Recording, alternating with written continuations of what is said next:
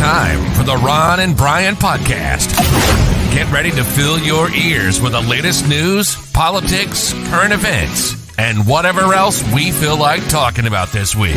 And now, your hosts, Ron and Brian. Good evening, everybody. Welcome to episode 252 of the Ron and Brian podcast. It is Sunday night. It is 8 o'clock. Happy Easter or happy Passover to those of you that celebrate. To everyone else, happy Sunday. Brian, how goes it this evening, my friend? Oh, Ron. It is Easter. It is a day that we all sit back and realize that sometimes it's okay to take a weekend off from your hectic day-to-day life. Sometimes it's okay to just crawl into your virtual cave, get some sleep, recharge the batteries, and come back on Sunday refreshed. This is Easter. All right, well, let's get right into it. It's time for Drink of the Week. Drink of the Week.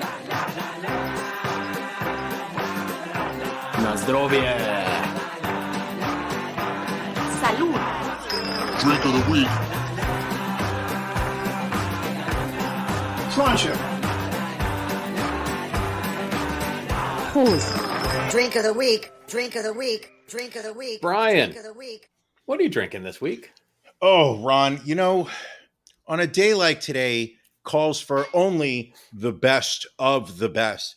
And when I say the best of the best, I'm talking about Bud Light, people. Nice. That's right. It's when I'm thinking America, I'm thinking, values. I'm thinking just what represents me and the beer that I want to be. This is literally the size of my It's head. a huge can. It is a huge can. I might be drinking 2 of these today. So after dark, people, if you haven't signed up for our Patreon, jump over. I We'll heard give you had a nice instructions. set of cans. Ooh, Ron. Hey. Ron, Yes. Bud Yes. Light. Easy to drink, easy to enjoy.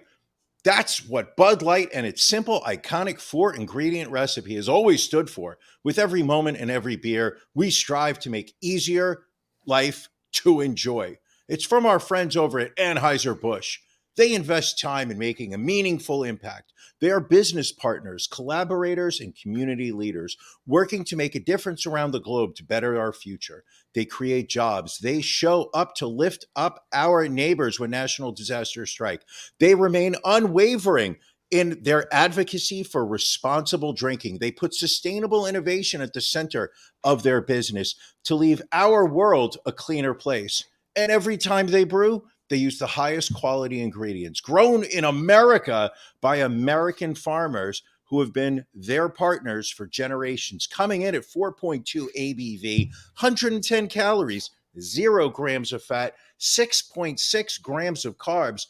I'm about to drink some delicious American beer. So when it says 4 ingredients, is it water, and water? No, it is water, trans rights, and water. All right, gotcha. How does it taste, Brian? It's like somebody took a good beer and watered it down. Fair enough. But Hold we on a support second. them. I will not accept this. What? I will not accept this blasphemy. Why is Brian a commercial? This is not a commercial. This is me telling you what a great American beer Bud Light is and how it represents all the values that you stand behind. Bud Light. That's a good finger point. Very nice. Ron, Yes. what are you drinking? I supported small business this week, Brian, as I often do. Last night, hanging out with friends of the podcast, the Jardys, at Bill's Best Brewery over in Glenside. I picked up a 4-pack of their Fortress of Solitude Indian Pale Ale in a frozen tundra far from civilization. This is packed with the Kryptonian bounty of Mosaic, Centennial, and Eldorado hops. This hazy IPA features notes of melon and tropical fruits. All friends and allies are welcome. So leave behind the bustle of Metropolis and discover the regenerating taste of Fortress of Solitude. What is the alcohol content on this bad boy? I didn't look that up. 6.7%. So it is hazy. I mean, take a look at that. That's got a good haze to it. Looks very Oh, citrusy. I can't even look through it. I cannot see. Ooh. Oh, that's good. Ooh. Oh, Oh, can you taste the kryptonite? Taste the kryptonite. I can. You know what's good about this? I'm not a fan of overly hopped IPAs. Very smooth hop flavor, getting the citrus undertones. This is a delicious beer. A delicious beer. Well, it's a good thing because you're going to be drinking 3 more of those. Yes, without a doubt. Bill's Best. Check them out next time you're in Glenside, PA. In the meantime, check out our Beef of the Week.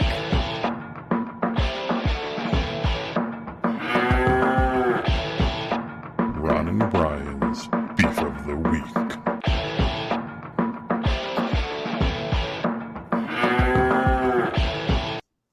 Brian, what's bothering you this week? The United States medical care system. I know that was my beef a week ago. I had another incident earlier this week where I was offered a prescription for a medicine. I went for a follow-up for my cholesterol level, so I had more blood taken. While talking to the doctor, I was bringing them up to speed on these recent problems I'm having with my right knee. And there was a prescription that he said, listen, it's not mandatory, but it's something, if you want to take it, it may help. So I said, sure, call it into my local Duane Reade by Walgreens. Wouldn't it be great?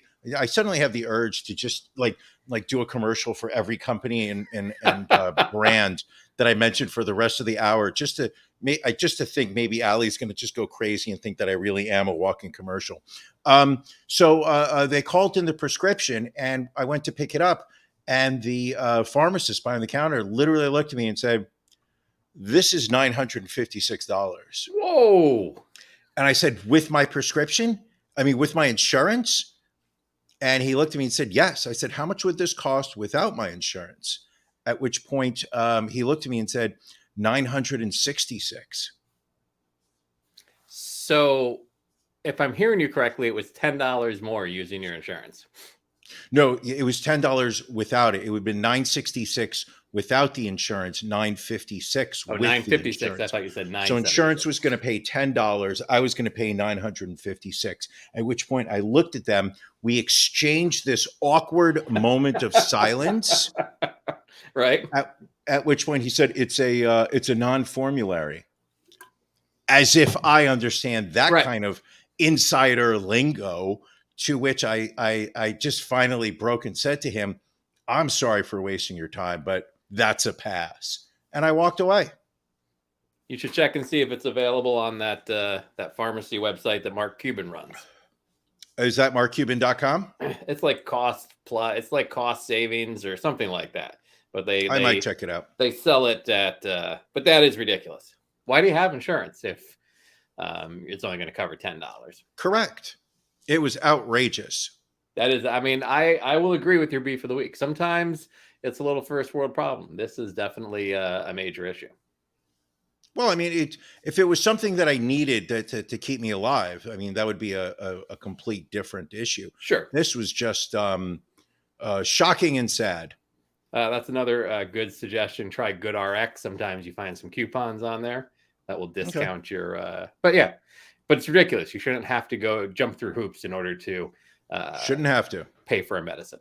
Should not have to. Ron? Yeah, my friend. What's up? What's bothering you?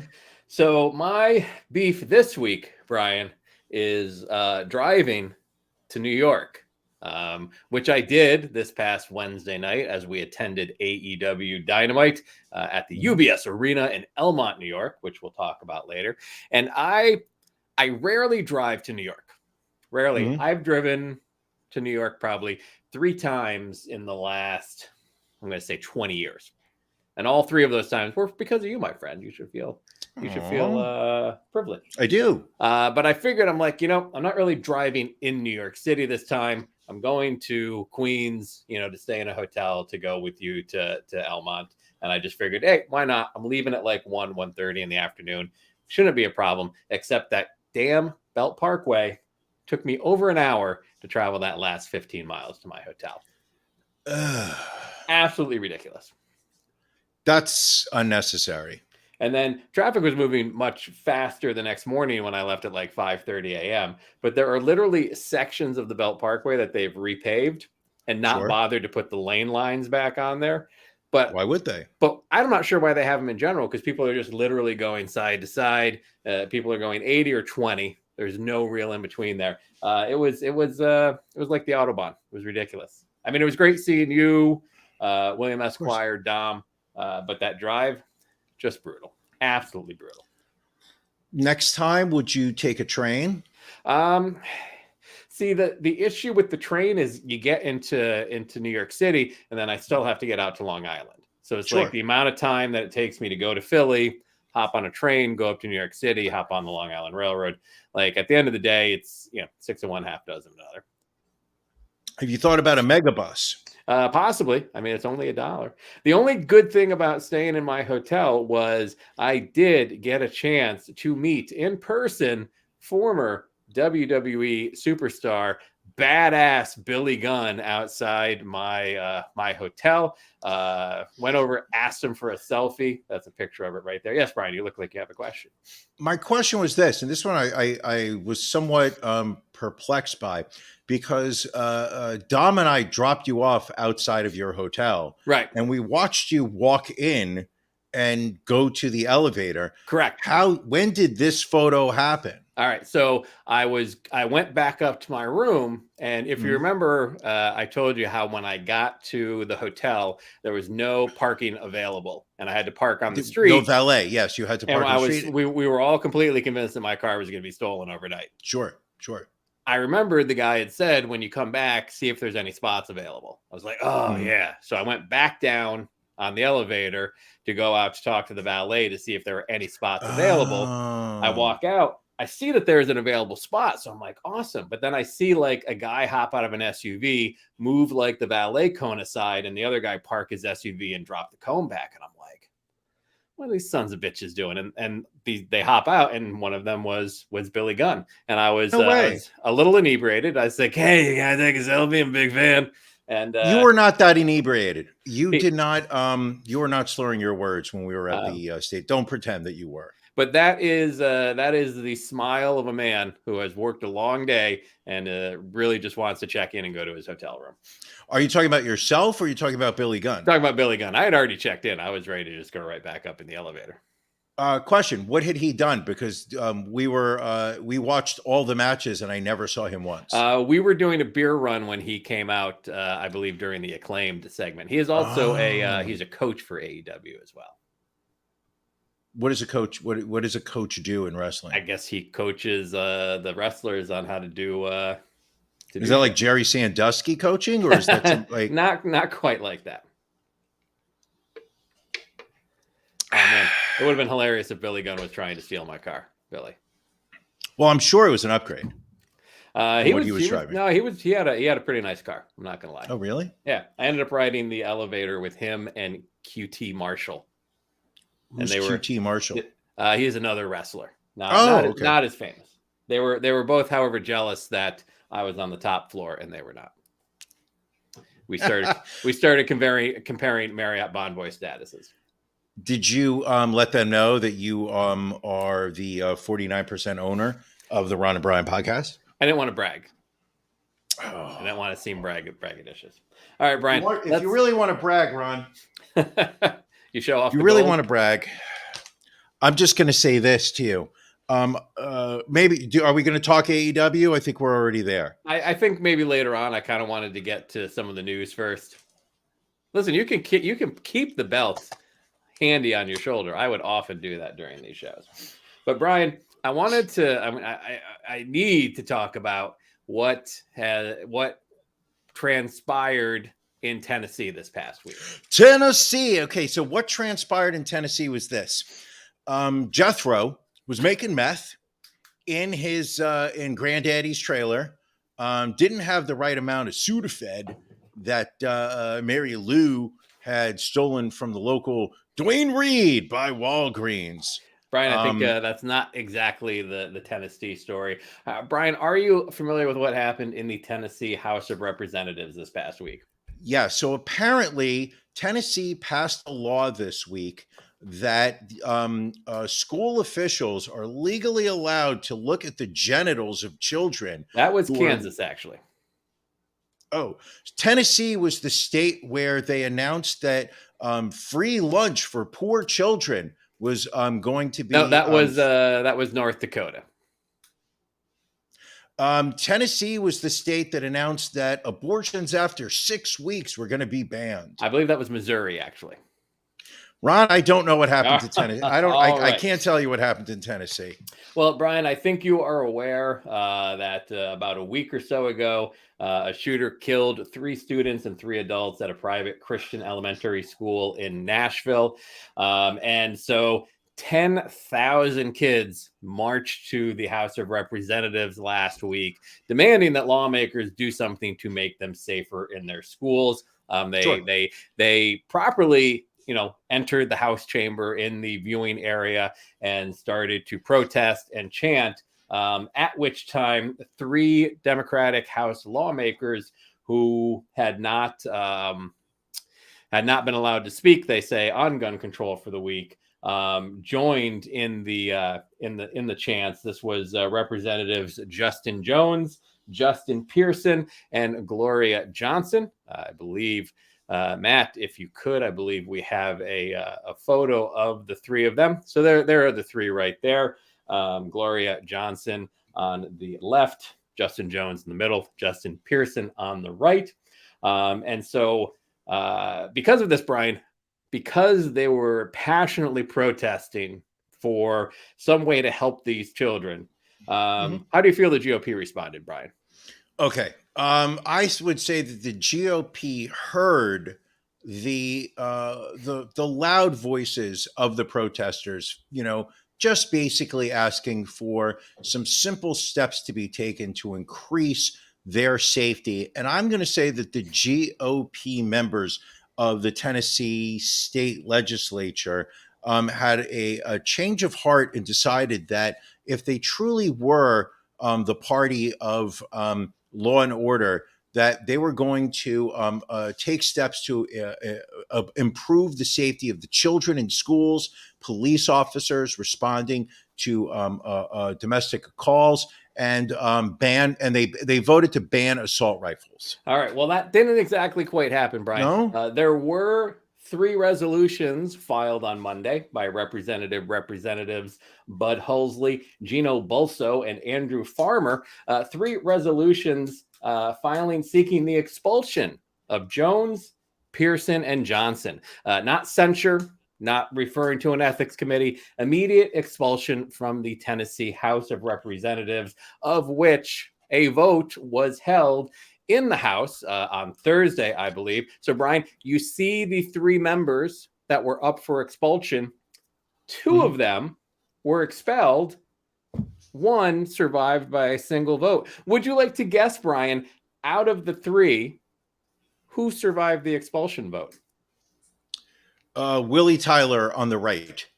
No, it was actually Gloria Johnson, the 60-year-old white woman. She survived, while Representatives Jones and Pearson were expelled from the House body.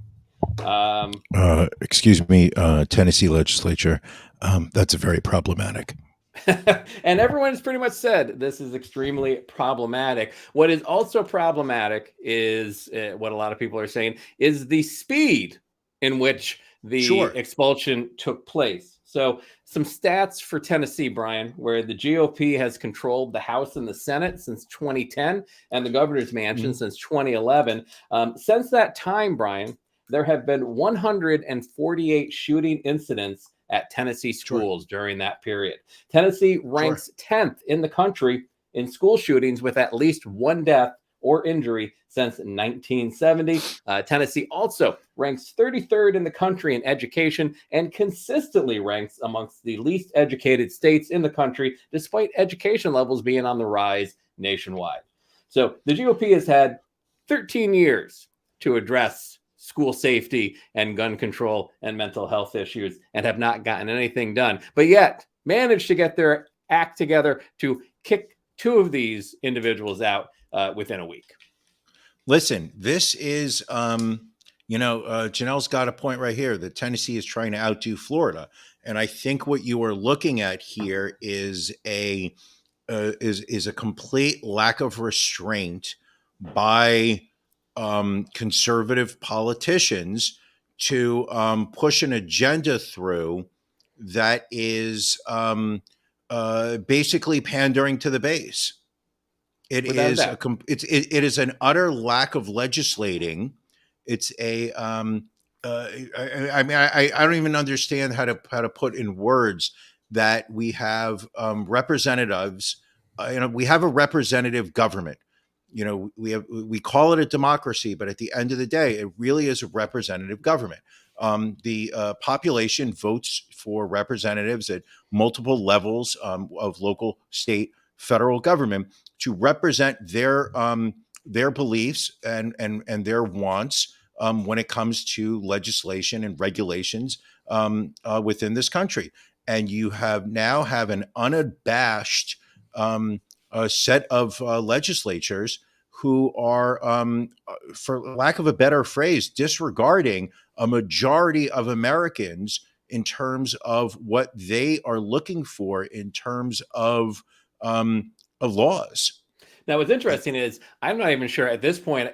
I think even the base, on a national level, GOP figures were, I think, hoping that this did not go through because it is an amazingly bad look. And at the end of the day, it really does not solve what they were trying to do, which is to kick these representatives out. Because what is going to happen now is since these 2 representatives, Jones and Pearson, have been kicked out, their city councils now get to appoint a replacement.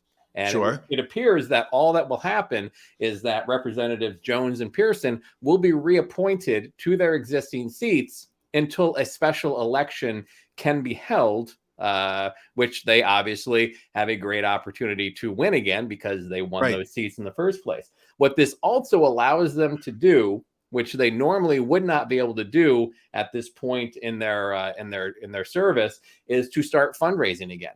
Because in Tennessee law, if you were sitting in the House of Representatives for a 6-year seat or a 6-year term of service, you can only fundraise starting, I think it's a year and a half prior to Election Day.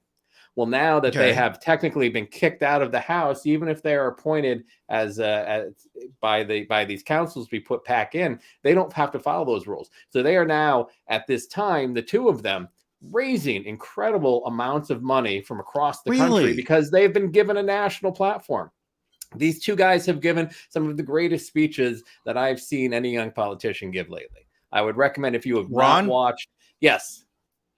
Can we, the Ron and Brian podcast, or the entity properly known as RNB LLC, can we donate to their political campaigns? Of course we can. You just you let Matt know the dollar amount. I'm sure he can take care of it.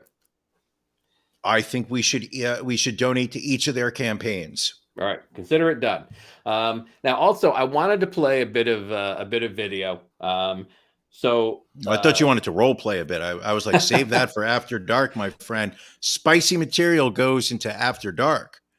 So Representative Justin Jones was on MSNBC last night. They were interviewing him about his expulsion. They also had on Michael Steele, former head of the RNC.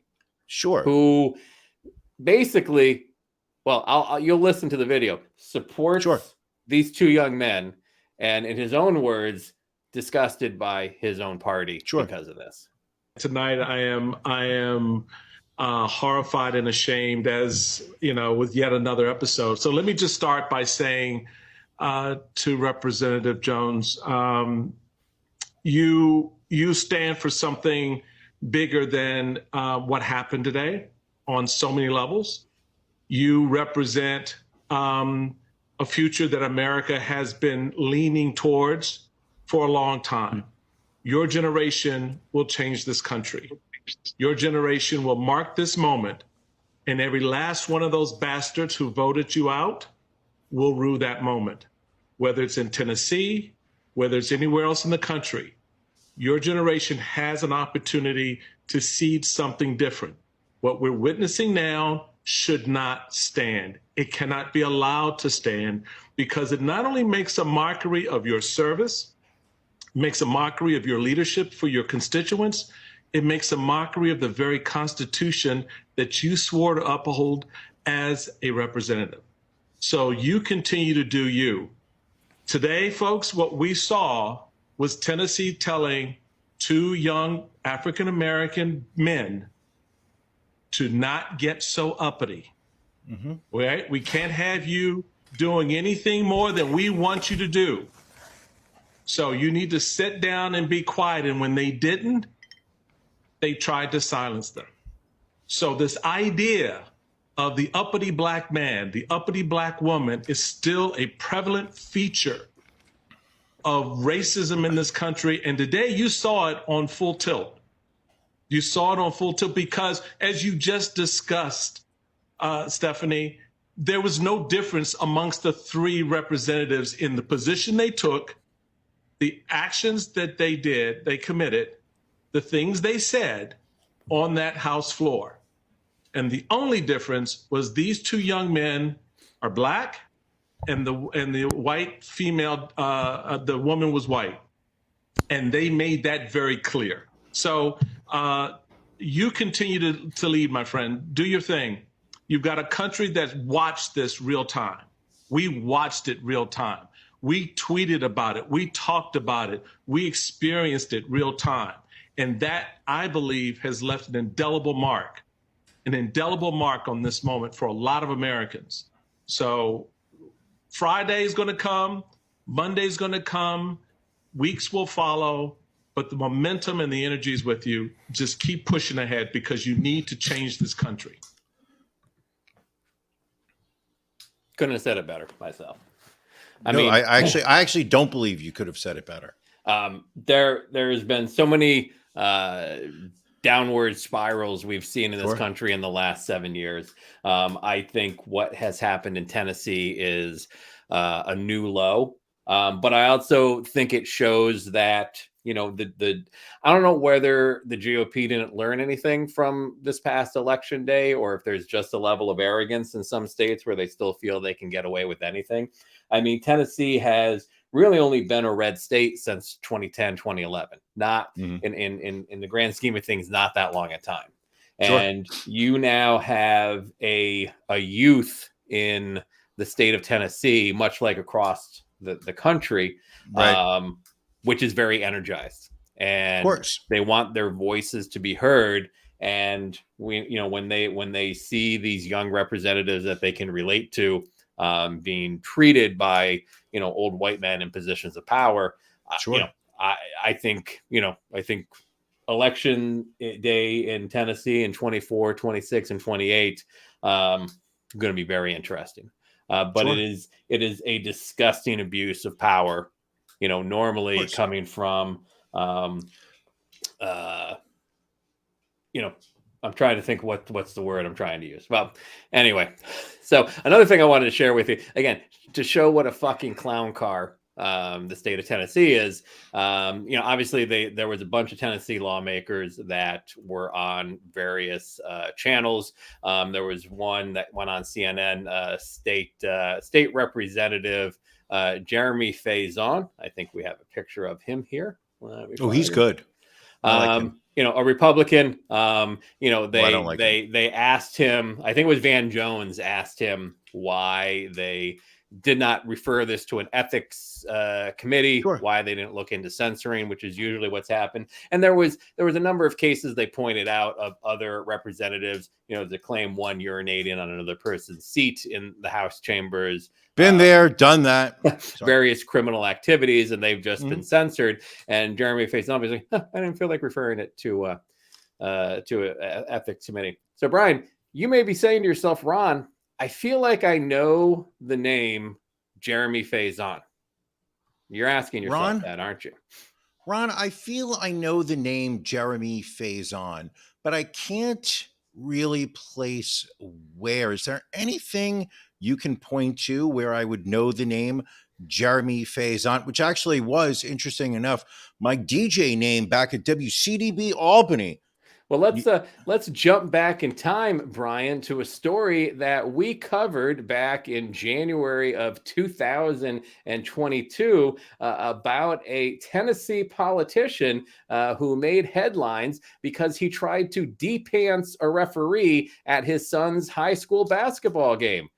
What? And it was the very same Representative Jerry Faison attending his son's high school basketball game, got upset over a call, literally attempted to yank down the pants of the referee at that game.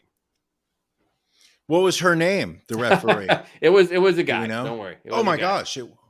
Well, that's certainly not very the same Republican of man him. condemning the behavior of Representatives Jones, Pearson, and Johnson has proven that he cannot have good behavior himself. Listen, I think it is very well established, and I know that right now I'm going to make a statement, and you are going to probably be able to pull up 4 articles right now, but it is very clear that the South has just unabashedly embraced gun rights and gun ownership. Almost irrationally, where it is. I think the story you're about to pull up is coming down to Texas, where Governor Abbott announced. I believe it was it yesterday or today? I believe it was yesterday. Yes, it was yesterday that this story came out. So apparently, there is a former U.S. sergeant by the name of Daniel Perry, who in July 25th of 2020, keep in mind, people, this was just a short period of time after George Floyd's murder by Minneapolis police. There were protests through the streets all over American cities. I believe this took place in Austin. It did, yes. So there was a protest taking place in Austin. Sergeant Harvey Perry, was that Sergeant Daniel Perry?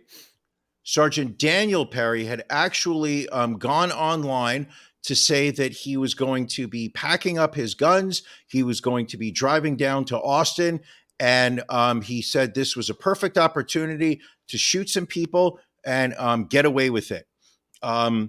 What did he do? He got in his car. He drove down to Austin, where he shot a man to death.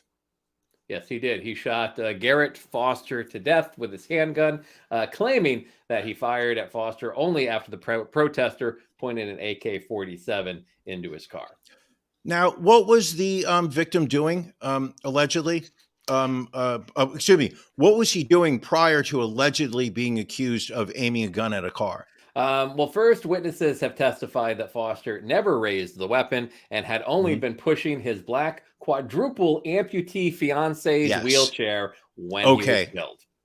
Now, I'm not saying everybody on this planet is an angel, but if you're a guy in Texas and you are pushing your quadruple amputee fiance at a Black Lives Matter rally, I'm going to say that you have my support, and anything that happens to you, I will believe your side. Unfortunately, he's not alive to give his side of the version, as he was shot dead. So a jury recently found him guilty. He did. He was found guilty. He is facing sentencing. On this, I don't know what I think it's 25 years to life. Texas is all about law and order, correct? Texas is all about law and order. You know, we have laws on the books. We're going to support those books. So here we have a murder, right? We have a murder, maybe manslaughter, depending on how you want to spin the law. And what side is Texas Governor Abbott coming down on? Law and order, correct? Well, the law and order, which is a problem because apparently the district attorney who prosecuted the case is a Democrat. District Attorney Jose Garza, also apparently backed by George Soros. Everybody, listen. Somehow, you and I are the only two liberals not backed by George Soros. Apparently, George, why aren't you sponsoring this podcast? Somehow, Soros is. You and I are the only two people not being written checks by George. Listen, if George Soros was supporting this podcast, the graphics would be way better. So I would have a home. I'd be in a home studio. So in a Twitter, Governor Abbott has promised to rein in, quote, rogue district attorneys, and in a Twitter comment said that he strongly supports a supporting theory that Garza intentionally misled the grand jury throughout the trial. So Soros backs it. Garza misleads the jury, a jury of the same constituents that probably helped elect Governor Abbott. Sure. Their version, their decision can't be trusted. No, you can't trust it. So again, another tremendous overreach from the party of small government. Mm-hmm. And from the party of law and order. Don't forget, it's they want to make it okay for you to just basically go around shooting people. I've never, regardless of what the protest is for, whether I'm for that, whether I'm against it, I have never really felt the need to load up a lot of weapons and go to a protest. And I don't know why this happens so much. You know what happens when people are, protesting something that I don't care about? You ignore it. I stay home. Right. I just stay home. I don't give a shit. I don't grab my weapons and start driving around town. I just stay home. I stay home. I watch TV. I put Netflix on, maybe a Hulu, a Disney Plus, an AMC Plus, HBO Max, Peacock. I was waiting to see how many more you could come up with. YouTube. This time's gotta stop. All right. Well, let's run through. We don't want it to seem like we're just picking on the GOP this week. But Ron, can we pick a little? Can we pick a little bit more on them? So goddamn easy. So I feel like you got more. Let's jump out to North Dakota, where last week they voted against expanding the free lunch program in North Dakota, which would have helped cover meals for students whose families are between 130 and 200% of the poverty level. So for a family of four, that means those making less than $60,000 a year. They voted against that last week. This week, they voted. So clearly, they believe in small government. They believe in lowering government spending. They are the party of monetary restraint. Right. This school lunch bill would have cost the state $6 million every 2 years. They said we can't support this. This week, however, during interim legislation meetings, they passed a bill that will increase in-state meal reimbursements for state employees, including themselves. Right. So again, can't feed the kids. Fuck them poor kids. Fuck them kids. They want to be able to, maybe add the queso to their burrito when they're having lunch. Maybe get the guacamole versus the hamburger. Ooh. So that's North Dakota. I feel like we have more here. Oh yeah, Missouri Republicans are now one step closer to defunding public libraries.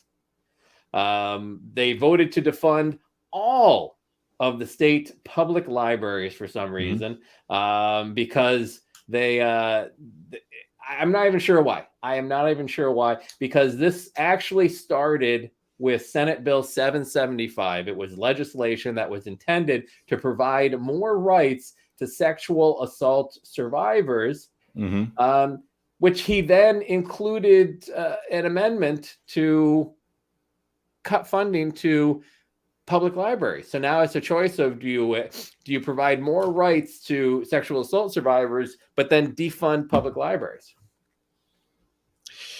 Hard to say. Right.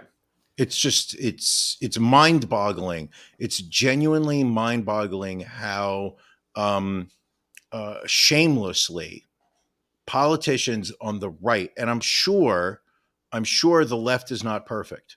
No. I do not want to come across like we are bleeding heart liberals who believe that the Democrats are the key to salvation for America. But it is stunning how there's a complete lack of shame by Republican politicians to absolutely refuse to accommodate anybody that is not part of their camp. You know, if you're a poor child, you don't get the support of the Republicans. If you go buy a yacht, yes, they're going to give you a tax break on that. I need to make a quick correction. I read this article a tad bit incorrectly. So what happened is there was this bill to provide more rights to sexual assault survivors. A Republican state senator added an amendment to ban educators from providing sexually explicit material to students. That was the amendment on the bill. The bill passed, and because of this bill passing, that started a lot of conservative parents trying to target books with LGBTQ themes to get them out of the libraries. So the ACLU decides to file a lawsuit against the state, arguing that the ban violates the First Amendment. The Missouri Association of School Librarians and the Missouri Library Association joined that lawsuit with the ACLU. So now the act of trying to defund public libraries is in retaliation for those associations joining the lawsuit against the state. It's even worse than I thought before. Yep. It's just mind-boggling. Mind-boggling. I think that might be it. Oh, but wait.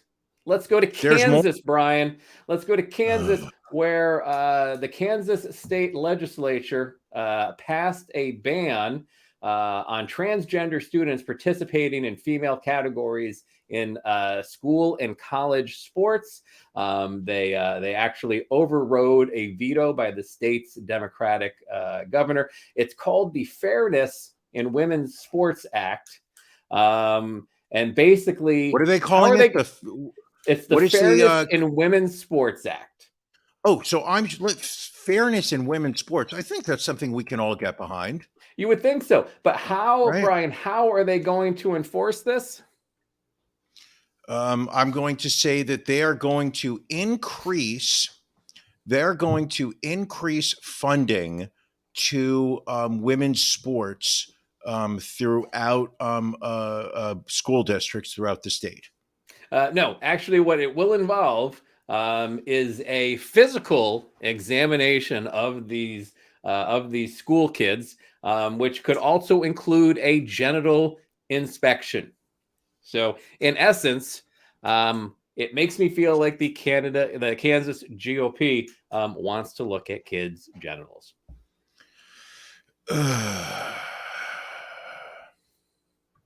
Yes, agree with Allie. Get out of children's pants. Like, I get that, and we've talked about this on the podcast before, how the subject of transgender athletes, especially when it comes to women's sports, is a challenging one. And there are still a lot of, I think, questions and decisions that need to be made. I don't see how looking at prepubescent children's genitals gets us there.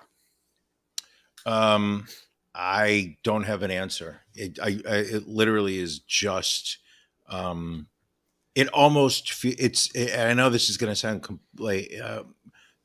this will sound minor. This will sound not severe enough, but it minor, is. Was that a underage joke there? No, it was not an underage joke. Right. They're out of control. Right. They're genuinely, there is an absolute rush by Republican politicians to I don't even know what the word is anymore. I don't know how to phrase it. It is just, it's so illogical, the anger that they are displaying towards people that are not like them.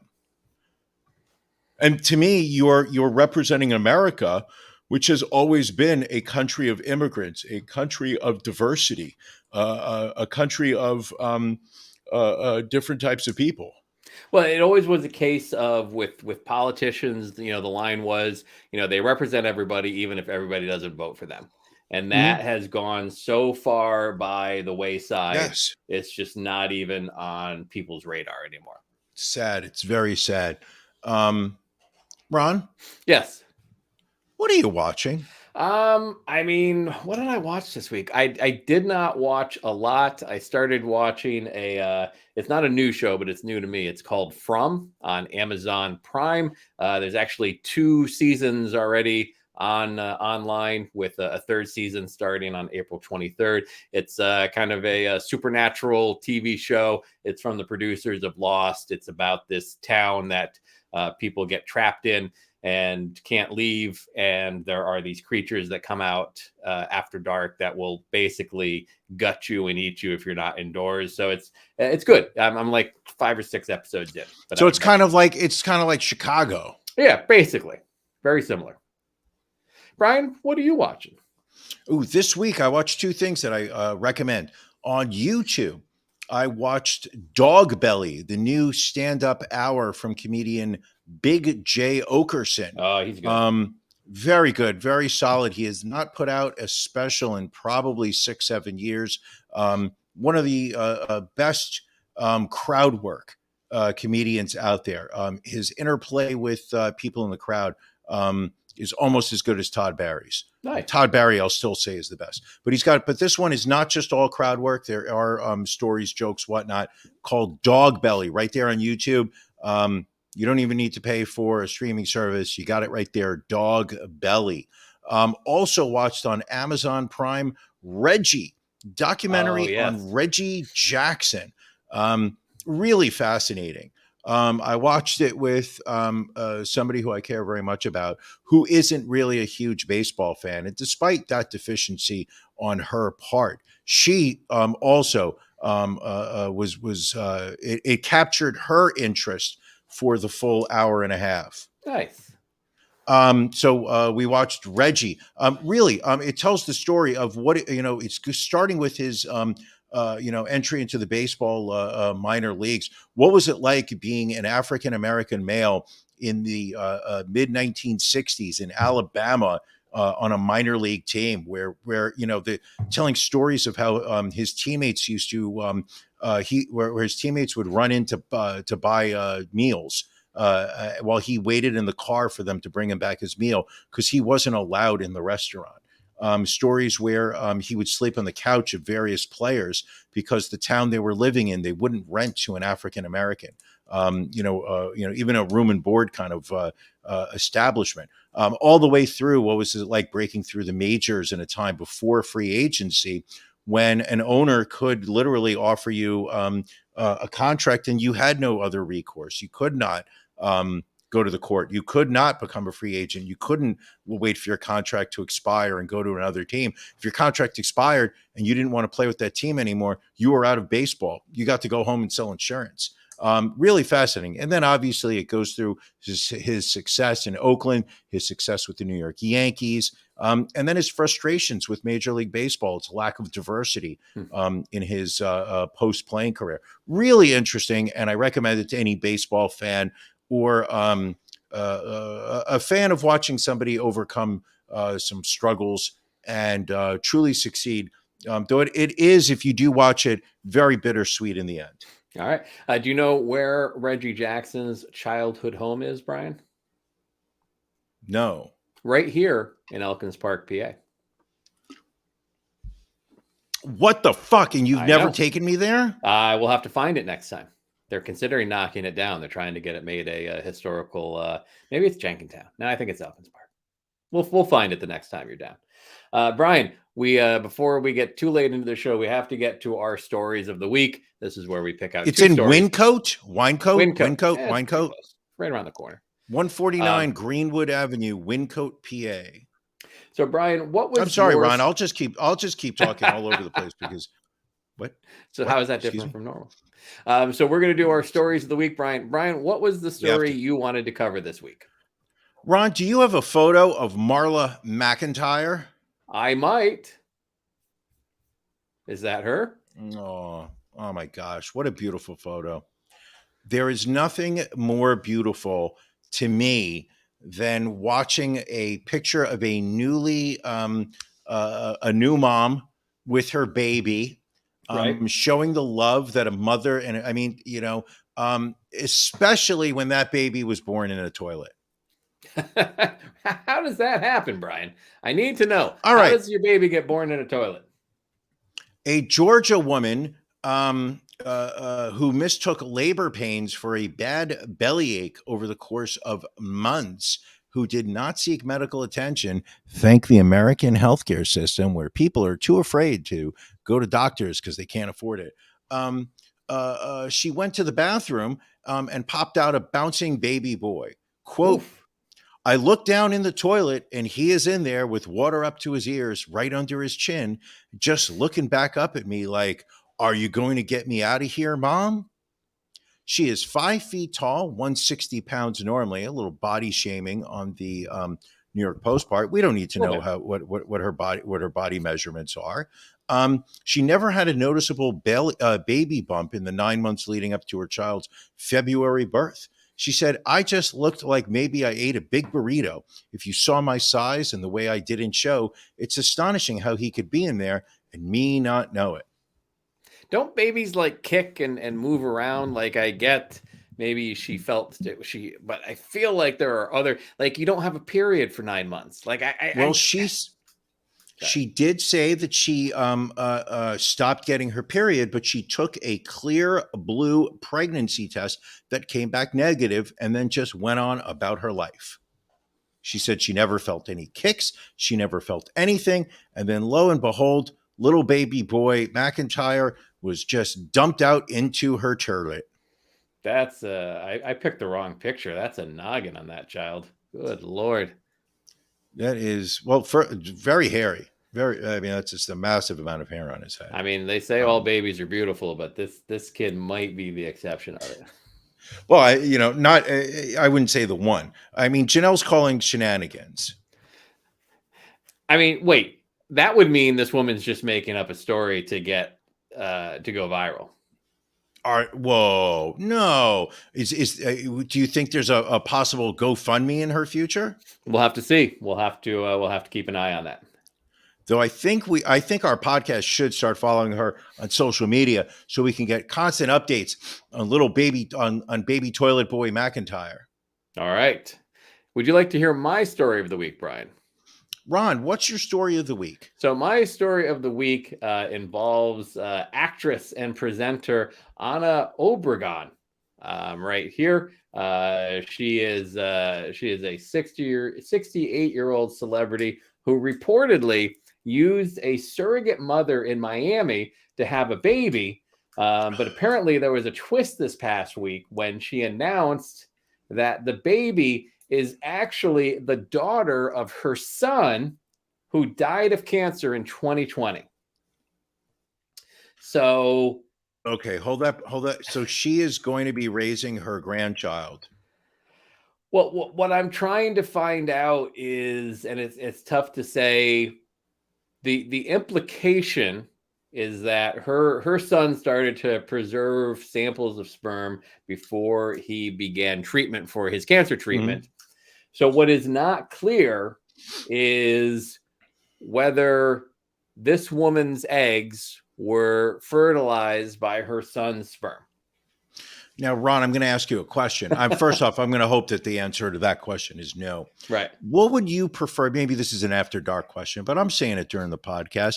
There are no rules. There actually are. But what do you think would have been a better use for her son's sperm? Do you think that it would have been to fertilize the eggs that her surrogate carried as embryos into full birth so she can raise that child? Or do you think she should have dried the sperm into a powder and then made a faux pearl jewelry out of? What is the better use of sperm? I'm going with that second one, actually. You think a pair of earrings? A pair of earrings would have been better. I mean, I think it would have been tasteful. I mean, I don't know about you, but I feel like there's a nice piece of jewelry. Maybe he could have studded his urn with that. Like I don't know. I'm sorry, but I don't know a lot of people that want a taste full of sperm. So those are our stories of the week. It was quite a week. Also, Brian, you a couple of weeks back introduced our new segment, Fuck Around and Find Out, and people loved it. And we had a couple new stories this week falling under the Fuck Around and Find Out. The first one coming from Sterling, Virginia. It involves YouTuber Tanner Cook. He was reportedly recording a prank video for his YouTube page inside the Dulles Town Center when 31-year-old Alan Coley allegedly shot him in the stomach. I mean, kind of funny. Officials have arrested and charged Coley with aggravated malicious wounding, use of a firearm, and commission of a felony, and discharging a firearm within a building. Apparently, the shooting was a result of a fight that broke out in the food court between two men. Apparently, because Tanner Cook was playing this practical joke, the guy did not take it well, pulled out a gun and shot him. Now, I'm torn on this one, Brian. I'm very torn on this one. Like, you should not just randomly shoot people in the food court of the mall. No, you should only shoot people if your life is in line. But these prank channels on YouTube, just they go too far sometimes. And I mean, I'm not saying the kid deserved it. I'm just saying he fucked around and he found out. Yes. I think that I've watched videos where these pranksters are doing something that they think is funny and it's just blatantly disrespectful. And one of the things I always like to do, it is Easter. I like to think, I like to quote my Bible, do unto others as you would like done to you. Right. And, if you apply that rule to a lot of these YouTube pranks that you're seeing on social media, a lot of times I come back and say, I would not want that done to me. Now, there was one YouTube prank that I was watching recently where a man went into a sauna at his local gym, and another man walked over and took his blanket off, his towel, exposing himself. You were supposed to stop me, Ron. Oh, sorry. That was one of as soon as I said man sauna, that was your cue for this thing's got to Well, Brian, stop. let me cut you off right there. You Please. also added a story to Fuck Around and Find Out. Talk to us about this story, because this was also enjoyable. Matt, unfortunately, did not pull the video, but I think it's a good story nonetheless. Well, the whole point of this story for Fuck Around and Find Out is to watch the video, because on a recent flight from someplace to someplace, the article doesn't even have the guy's name, a gentleman flying in first class demanded a pre-flight gin and tonic from the steward or stewardess. We don't assume gender. And was refused as the drink service had not started. Right. He apparently wanted a gin and tonic. Sure. What's wrong with the gin and tonic? Nothing. Who likes gin and tonics? Snoop Dogg. If Snoop Dogg drinks it, Manizzle. If Snoop Dogg's drinking it, then we all want it, right? A little gin. My head is going to explode from hearing Brian talk about people doing things they think are funny and are just disrespectful. Is that to imply that I do the same? I think she's referring to your comments about the prank YouTube channel. No, I think she's trying to say that I'm guilty of it.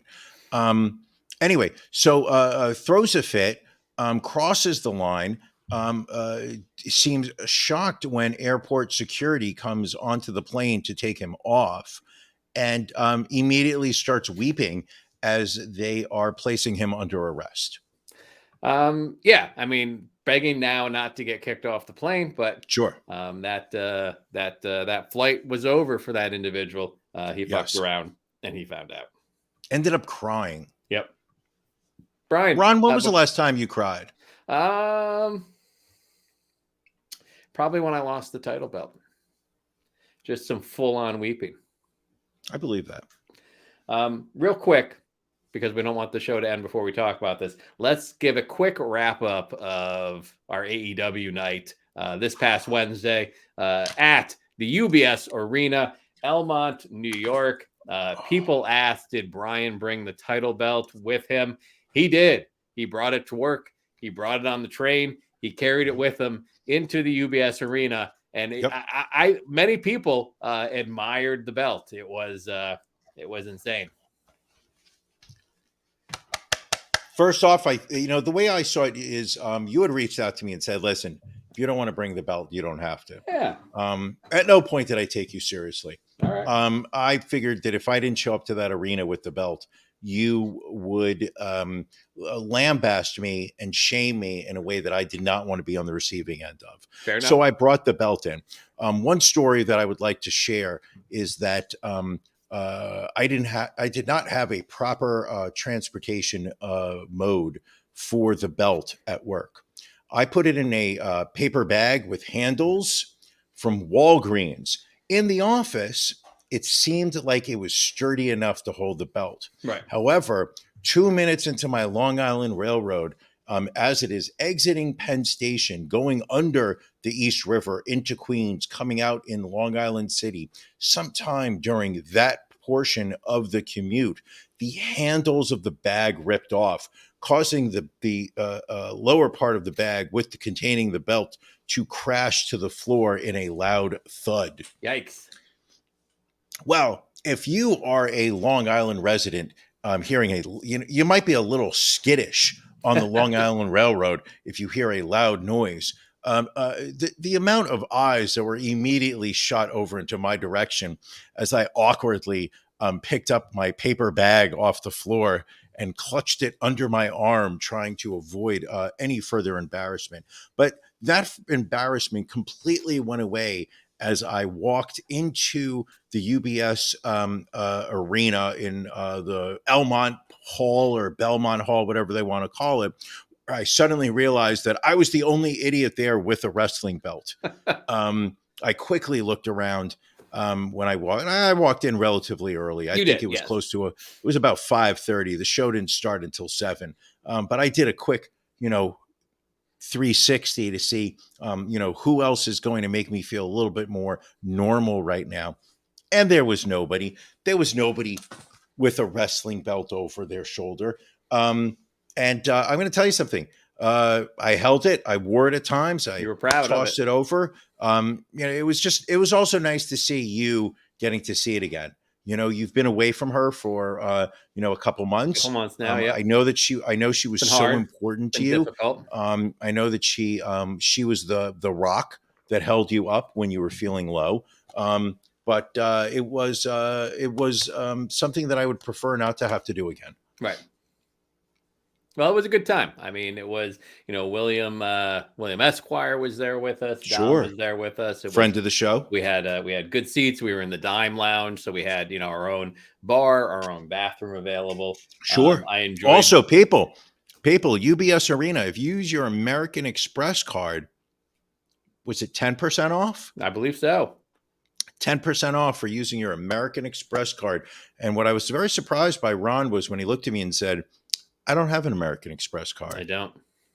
I just haven't gotten around to getting one again. So I enjoyed you explaining your title belt to the bartender at one point, because she was like, I don't recognize that title belt. And you were very proudly explained that you were the 51% owner of the Ron and Brian podcast, which led to a very obvious follow-up question from her. Well, if you're the 51% owner, where's the 49% owner? And you were kind of like, oh, this asshole back here. It was enjoyable. It was fun. It was a very fun time. But I will say this: it's just too long of a day. Yeah, it is too long of a day.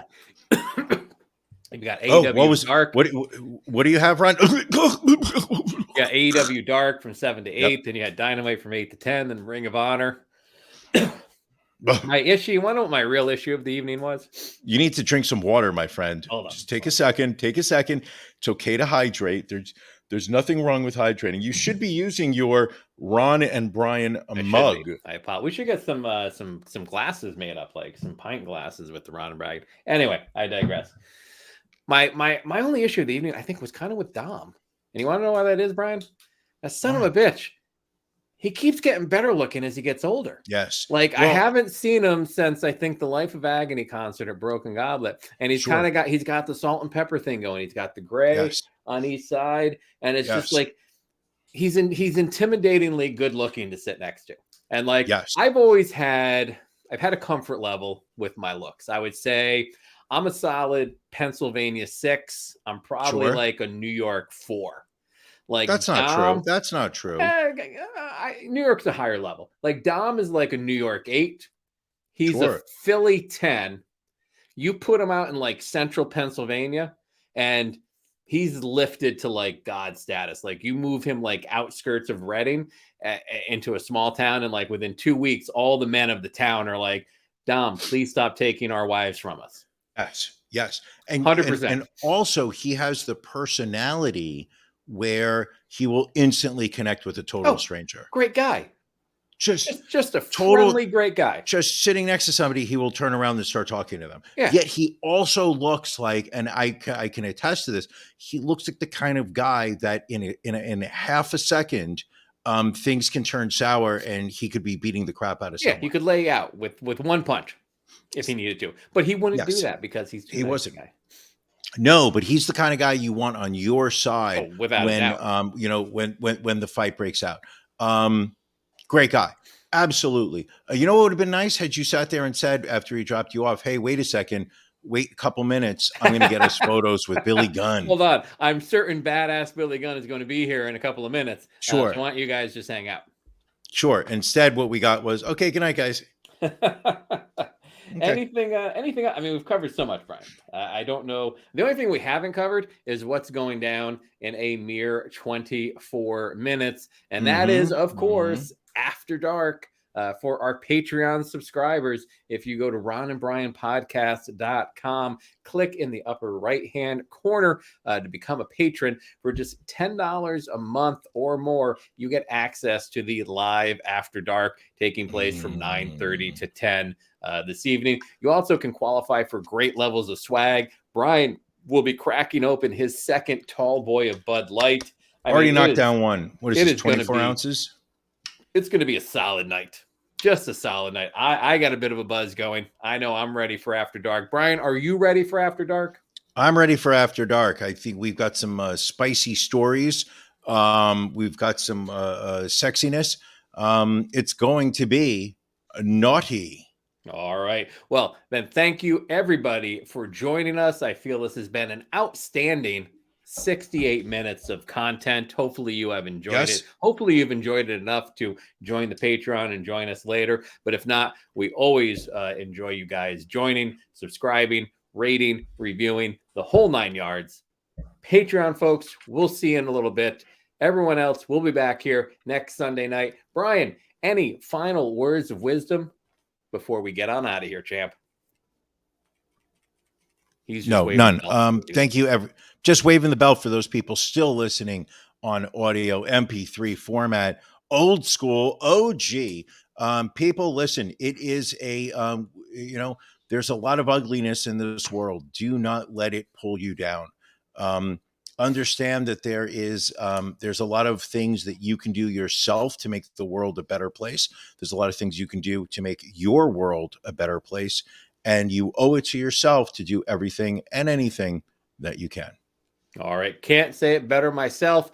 Episode 252 in the books. Ron and Brian out. Thank you for joining us on the Ron and Brian podcast. We're live each week on YouTube, Facebook, and Twitch. You can find prior episodes, links to our social media, and everything else Ron and Brian at ronandbrianpodcast.com. See you again next week.